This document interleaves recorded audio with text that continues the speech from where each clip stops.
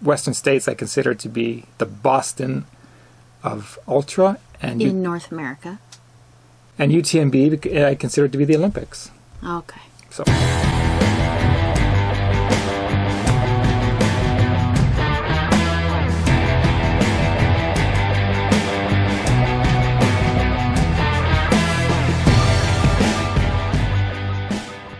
Hello, and welcome to our very first podcast, episode 1. We're your hosts. I'm Norman. And I'm Jodi. And this podcast is presented by our company, GottaRunRacing. And why aren't you looking up there? Oh, yeah, I'm looking down there. Sorry. We'll get there. We'll get there. We'll get there one day.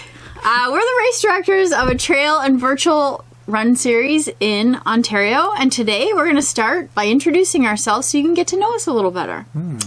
In future episodes, we'll be talking about training, racing, and all things running with a variety of guests from the endurance world.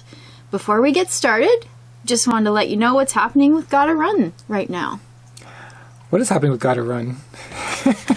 Jeez.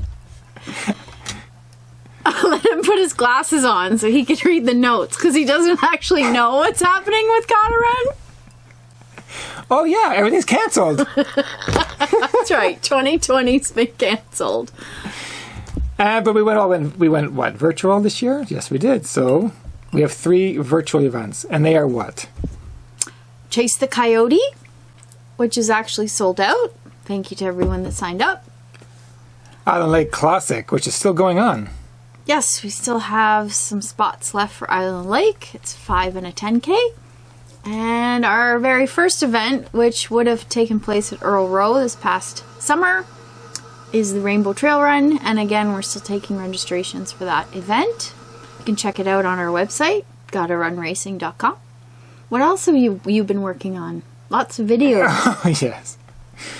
We put a virtual treadmill video so you can run on your treadmills during the cold winter months of our events. We have 2 Island Lake Classic, a 30-minute and a 60-minute, the 5 and 10K, and then we did the Rainbow Trail Run as well. How long is that one? It's an hour. An hour. Yeah, so again, you decide how fast and slow you want to go. Just, I put in the inclines and declines of the event, so. Of the trail. Of the trail, yeah. And we're also working on some playlists that you can play along rather than just listening to the music in the video, or play your own. Exactly. Yeah. We'll keep you going through the harsh winter that's a-coming. So today we are going to get to know each other a little bit better. Right. And how are we going to do that? How many levels can we connect on? Yes. Let's try to get to another deeper level. Deeper? Deeper. Deeper level, like on The Bachelorette. Yes. There's so many levels. All right, so what we're going to do is we're going to pick these just to get to know each other a little bit better, and for you guys to know who the hell we are. We have these 15 questions, I think, in this hat about different things. We have no idea what they are. I wrote 7, you wrote 8. Right. So, and then we're going to answer them somewhat honestly, maybe? But first, what are you drinking? Oh, well. I just have Pepsi today. Yeah, not very exciting. I'm drinking Mill Street? Hopped and Confused, which is what I feel right now. That's why it's fitting. Okay. All right, let's get started. You go first. Yeah, this is going to be a quick 1 episode. Here we go. All right. Uh-oh. So you're just answering that one, right? No, we're going to both put our spin on it. Okay. So, all right, let's go. First question. What well-known runner would you want to interview and why? What well-known runner would you want to interview and why? You know what? I was actually thinking about this the other day. And that's my question. That is your question? Yes. I think I know what yours is. Do you? I think so. Okay, you can guess after. But I think... well-known runner. They have to be alive, because if we put it out there, it might happen.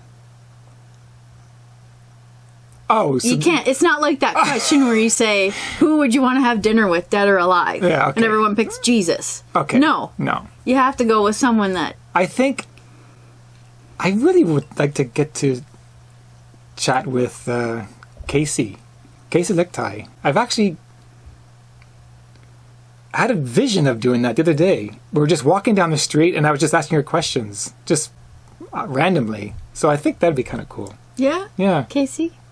Yeah. And for Guy... No, that's your answer. Oh, that's it? Yeah. So guy or girl? Okay. Yeah. Yeah. Okay. Who do you think mine is?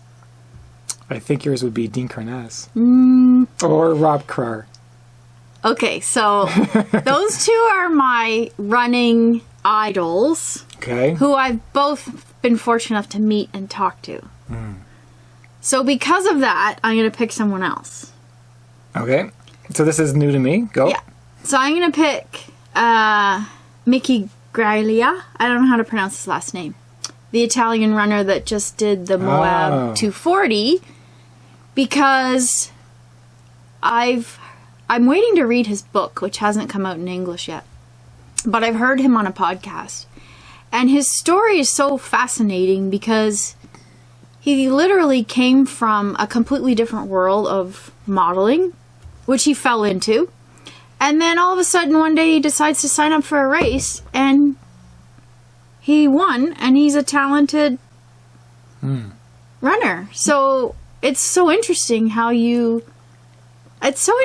people come to this world. That's what I like about the story. Yeah. So yes, mine would be Mickey Graglia. Yeah, and I only came across his name just a few years ago because our friend Mike Angers. Oui. Where was he? Iceland? I think they first met in the Dominican, or well, I know for sure he ran with him in Iceland, and he was actually his roommate or something. I'm not too sure how that all went down. Yeah, but we'd have to ask Mike, But he talked about him, this, that, and the other, and that's when I first came across him. Yeah, Which is not that long ago. Said he's a very down-to-earth guy. So. Yeah. Yeah, okay, next question. Cool. My turn? Yep. Ooh. Favorite volunteering moment? Oh. Well, that's easy for me. Okay, go. So actually, almost a year ago to right now, I volunteered at Javelina 100. So I went out a week early to Arizona. I was signed up to run the 100K. And I volunteered on the Monday and the Tuesday before the race, setting up the Jackass Junction aid station and then setting up at the start line. And I had the greatest time. There's such Javelina, Air Viper running. There's such a organized group of people, and they're all passionate about putting on a great event. And it was an awesome experience, and I would do it again in a heartbeat. And did you win some award there? Yes, actually, I did. I got the, what did they call it? Because it started with a J. I don't know. Anyways, I got the Volunteer of the Year award. Volunteer of the Race award. Right. Which was almost as exciting as getting my 100K finishing medal. Well, you were there for a while. You were there for a week. I was there for a week. Yeah, it was great. What's yours? Mine is when I volunteered at Bryce Canyon. And I asked for the 50... It was a 100-miler Bryce. 100-miler Bryce. Bryce 100-miler. Yeah. And I asked for the 50-miler. I wanted to be at the furthest point from the finish line. And I was with my friend Will, and so we went out there, which took quite a while to get out there, but we brought everything Canadian. So we had huge flags everywhere. We must have put 4 huge flags everywhere, plus we were wearing everything Canadian. And as soon as people came into our aid station, it looked like they just crossed the border. That's pretty much how it looked like. And the reason why I did that is because we had 15 Canadians in the event, and I wanted them to feel like home when they came to our aid station. So that was actually cool. And then it's so funny because the Americans who came up to me and said, "Why are all these Canadian flags here?" I said, "Well, because I have 15 friends in the race," and they were kind of like confused by it. Hey, man, you're still in the States. Don't worry. So, anyways, that was a fun time, and glad to have been there. Cool. And who's that company called? Ultra Right. Trail. No, what are they called? I wonder if they changed their name. Vacation races? Oh, yeah. Maybe. Yeah. Bryce, 100 miler. What a All right. amazing Next event. question. Okay. Favorite running book? Oh. Mine, easy, is Born to Run. That is the reason why I actually went to do Leadville. Bang, that's it. And also, if you had to get a chance to listen to the audio version of Born to Run, I do recommend that because, well, I just enjoy audiobooks more than reading. Who has time to read these days? Okay, go ahead. Mine would be Dean Karnas's 50 days in 50 marathons in 50 days in 50 states. Right. Yes, for sure. Okay. All right, my turn? Yep. Most memorable race swag. Ooh. Okay. I was actually thinking about giving you that question. That's your question. That's my But I was question. thinking about that question. All right. So you must have an answer. Yeah. Okay. So I don't have something specific, but I'll tell you what I don't like. I It's his don't. favorite. Well, okay. Okay, go. I don't like t-shirts because usually they don't fit, especially women, and they're impossible to race or run in because they just don't fit. If you give me a t-shirt that fits, then I will love it. I like hats, and there have been some cool races that were the women specific where they gave you a necklace or yeah, so I can't say something specific, but I will say that my least favorite is a t-shirt that doesn't fit. Well, you got that necklace when you did the Nike San Francisco, right? Yeah, which I Is still that wear. considered swag? I guess everyone got one. Yeah, that was this way. Actually, What about the one at Yorkdale? You got all kinds of stuff there. yeah, but we're talking like the main swag thing that you get Okay. in addition to the medal, right? I don't really remember swag, except when we did get this one thing. It was kind of cool. It was that dry bag in the Scenic in Switzerland. Yes. Solomon dry bag. Solomon dry bag. Yeah. It was unexpected. Mm-hmm. So, and we still use it today just for supping and stuff. Yeah. So, That was pretty cool. Yeah. Yeah. All right. Your turn. Right. Whoops. I made the font huge and you still have to put your glasses on. Yeah. Dream race and why? Ooh. My dream race. That shouldn't be hard. My dream race. Yeah, okay. We all know what it is.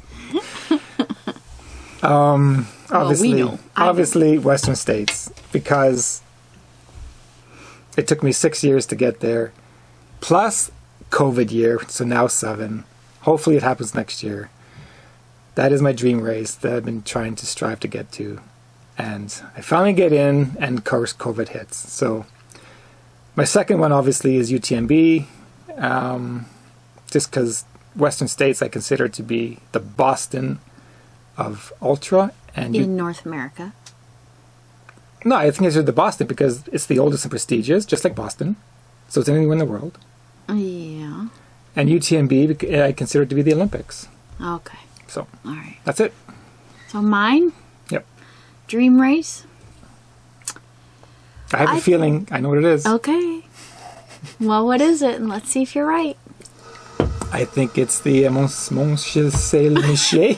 Mont Saint Michel in France. It is, actually. And it's a trail race now. That's why it's my dream race. Because originally it was just a road race in Mont Saint Michel where you would run around the town and then you got to see the monastery from the shore, I guess. But now they have a trail version in the same vicinity. And what the heck? How exciting is that? So, And isn't it where you have to run towards the castle before the tide takes you out to sea or something? Yeah, I'm not so sure what the actual course is, but basically, if you don't know what Mont Saint Michel is, look it up. It's a monastery that is, depending on when the tide comes in, it's either surrounded by water or by sand. So it's pretty cool. Cool. Yeah. All right. Mine or yours? Mine? Yeah, yours, yeah. Describe your funniest face plant on a run. You know, falling is my greatest fear. And I think about it more than I should when I'm trail running. It's ridiculous. Because I can just envision it taking me out, or cracking a tooth, or getting injured. But if you're falling on a downhill, then you're going in the same direction, so that's good. I have Supermaned so many times catching myself because I don't want to fall. But the last time I fell in a race was kind of funny. That was actually at Javelina, because my buddy Eric from Five Peaks, it was in a section of the race that we only had to do once. And it was on a curve. So when I fell, I made a noise, and all the people on the other side of the curve turned back to look at me. They thought it was a javelina chasing them? Yeah, as I'm face planted on the ground.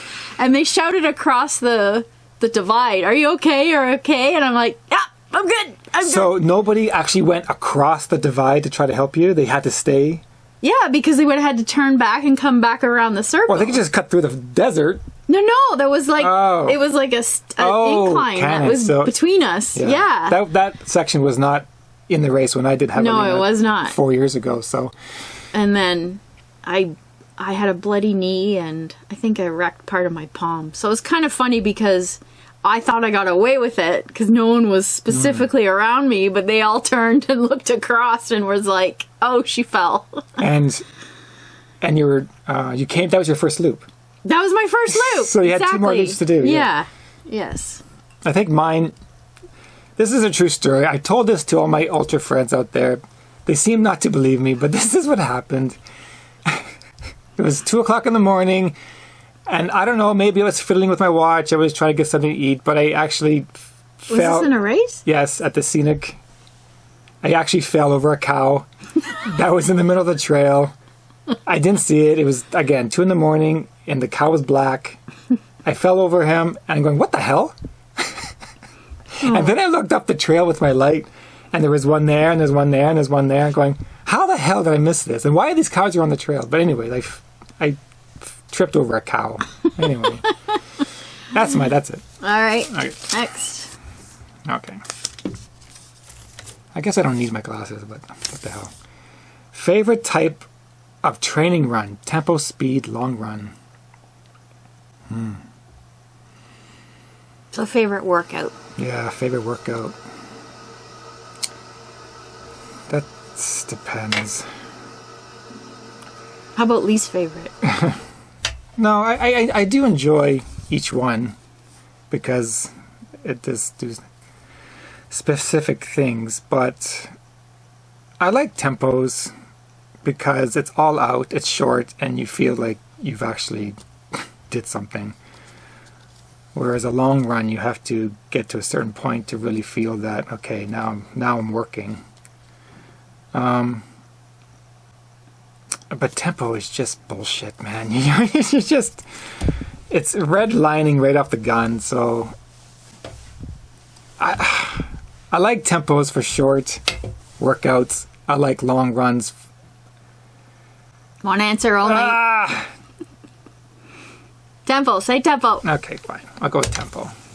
Mine's the long because with trail running, which I pretty much mostly just do now, I like to plan where I'm going to go. Oh, yeah. Yeah. Planning, and then planning what I'm going to eat, and where I'm going to have breaks. Like, I know that if I'm going to a section that's really technical with a lot of hills, you know, I like the planning aspect. Okay. All right.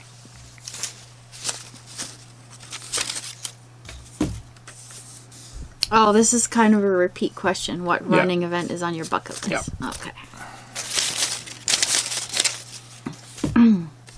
What made you want to be a runner? So how did I get into running? Yeah. Yeah. Okay. So I have one of those in there too. Okay. So when you signed up for your first marathon, which was the Toronto Marathon in 2002? Really? Was it the 2002? year we got married or the year before? Yeah, I guess. Yeah, it was early 2000s. Okay, whatever. 2001. It was a cold day, and you were sick. Not good conditions. I had 101 fever, You a bloody nose. Yeah, and you wanted to throw up. Like, it was just a bad... I should have just stayed in bed. But anyway. And it was... What month was that? May? It was... Yeah, May. It was Toronto, so May. Yeah. So we were wearing parkas. It was that cold of a day. So I'm standing at the finish line, and first time in a marathon, I had no idea what to expect. And I'm watching these people cross the finish line, and I'm seeing all ages, all body types, all running styles, and I'm thinking, wow, this is not what I expected. I thought they were all going to be athletes.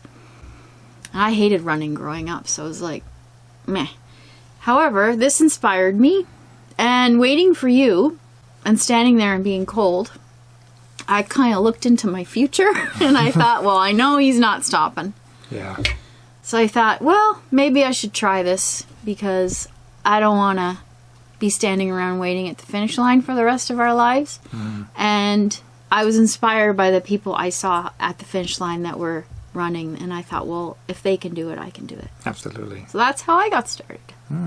Thanks to your inspiration. On a cold, May sick day. Mine is, I was an adventure racer first before running. I didn't know anything about running. So I was an adventure racer, and I was the slowest on the team, which pissed me off.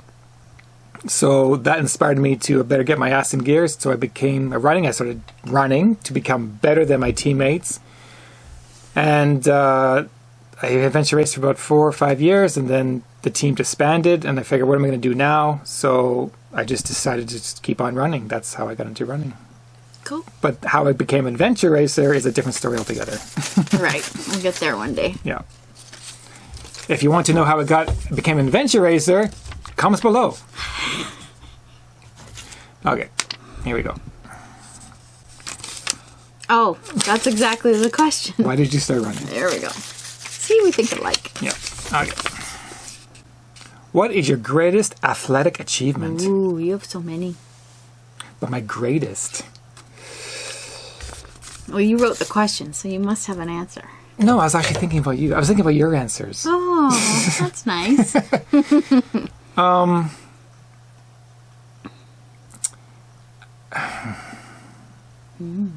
It's tough to say because... You've been an athlete your whole life.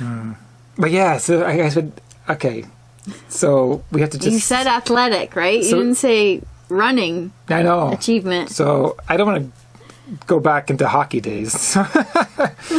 So I will stick to running. Okay, greatest, I have to say Leadville, because I DNF'd in 2010, and it took me 4 years to get back to Leadville to finally get the monkey off my back, which was 2014.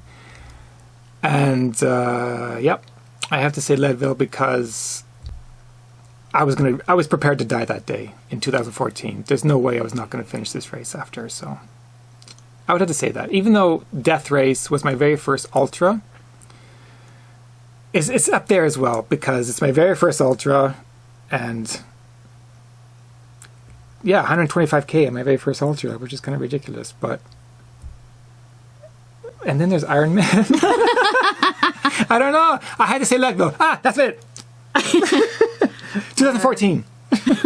Finishing. I don't know what I think I have to think I know what it is. Okay, you say it because I... Well, the fact that you did your 100k, which is an achievement.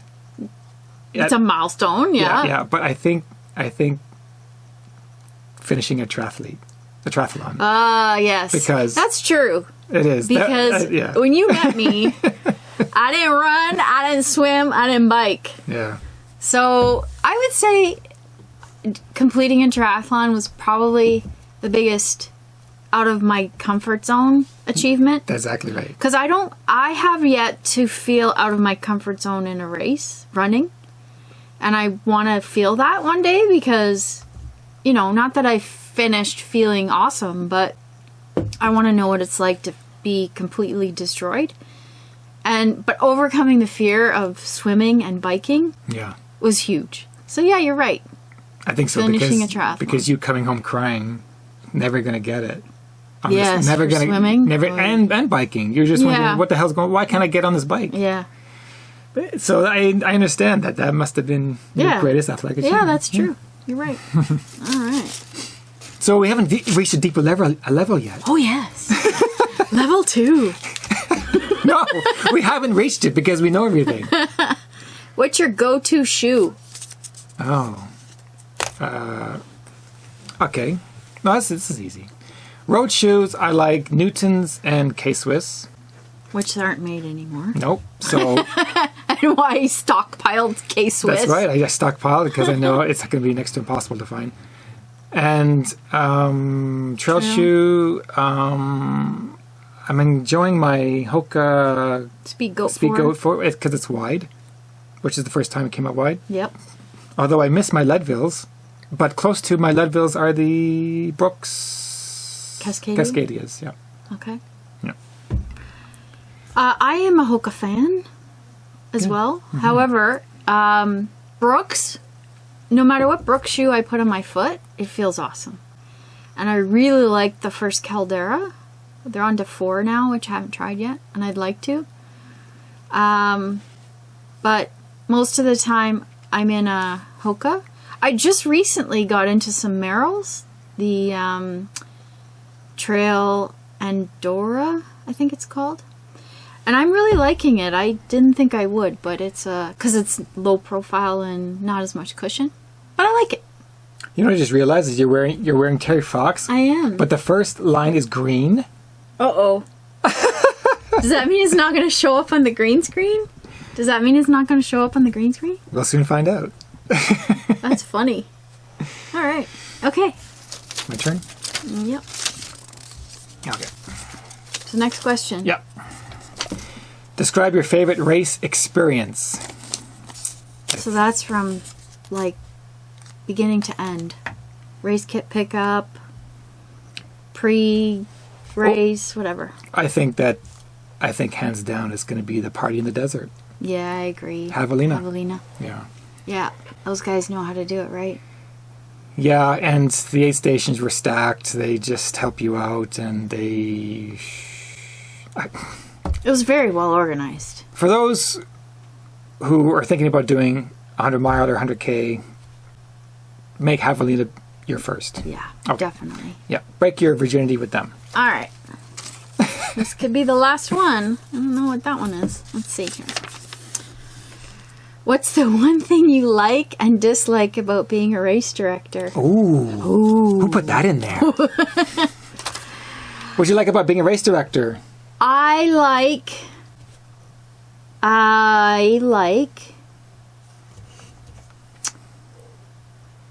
Okay, so I'm going to break it down into 2 things.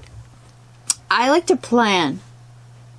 So I like it when we're, a year out and we're thinking about what are we going to do for next year to top last year. I like thinking about swag. I like all of that. On race day, if we've done our job, then at some point we get to stand by the finish line and watch people cross and see the joy, hopefully, on their faces and hear people talking in the crowd about what their experience was. So I love that. Dislike? I think it's more about the stress that I put on myself. Yes. Because there's only so much planning you can do, and there's always the unknowns when it comes to race day, and you try to think of everything, and then, of course, there's always something you've forgotten. And I stress about that one thing that I've forgotten till the minute it happens. So that would be my answer. Yeah. Yours? Favorite thing I like about directing is I just absolutely enjoy flagging the course. Oh, you're good at it too. Well, sometimes I'm out there for 3 days flagging a course, and I go over it and I recheck, recheck, make sure everything is good, and sometimes even 3 o'clock in the morning to make sure nobody has stolen any flags. Or move. Or move them throughout the night. And sometimes, I remember this one time we're getting ready for Coyote, and some biker just purposely biked over all the flags to knock them down. It's like, oh man. But that's why I enjoy it anyway. Dislike is also the stress. The stress. Because remember that time at Island Lake? All the runners kept going through a turn sign, which stressed me out. Going, oh my God, there's a leak. There's a leak. We have to seal the leak. So it's stress, and it's just lack of sleep. Yeah. I don't sleep for 3 days before. I don't sleep the night of. Even it's done, I don't sleep because I'm still wired about keep going. So yeah, exactly. But at the end of the day, we just absolutely love it. Okay. All right, last one. Yep. Who's it? Favorite race distance and why? Ooh. Yeah. That's a good one. It is a good one. That was mine.